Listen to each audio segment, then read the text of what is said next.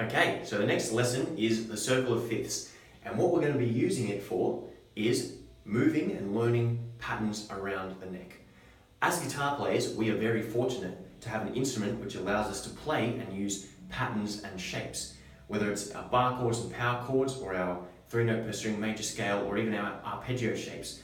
On guitar, we just need to learn a pattern and can simply move it up or down to new frets to change keys.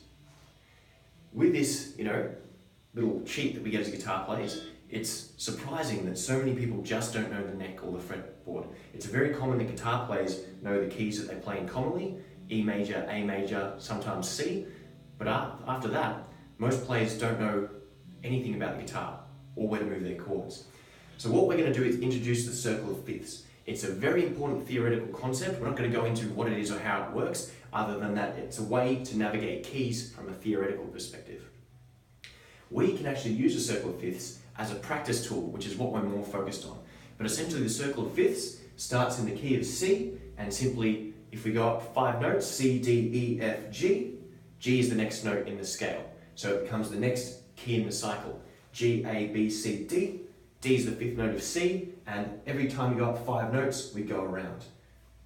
Without going into too much of the theory behind it, we're just going to use the keys. So we're going C, G, D, A, E, B. Then we get into our sharps and flats. F sharp or G flat, and we'll just continue with our flats. D flat, A flat, E flat, B flat, and F. What you're going to do is use this as a way to play your movable shapes or patterns all over the neck. So if I've got the pentatonic scale, I first want to play it in the key of C. And then I'll move it to the key of G. The next one is the D, followed by the A, followed by the E, which I can do at 0 or 12. Then there's going to be the B, the F sharp, the D flat, the A flat, to the E flat, to the B flat, to the F,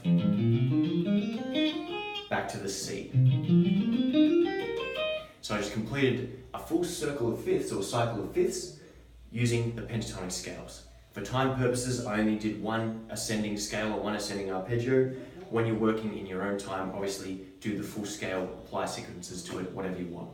So we can do this with chords, we can do it with scales, with triads, with arpeggios, with licks. It doesn't matter what we're applying it to. It allows us to play everything we know in all 12 keys and get used to playing it all over the neck. So if I was to take a C major 7 chord on the 5th string, I can play it strum, mute, lift as many times as I need at that 5th string 3rd fret. If I want to go around the cycle, I'm going to go to the G, then the D, then the A, then the E, and I just keep going around it until I've completed that cycle.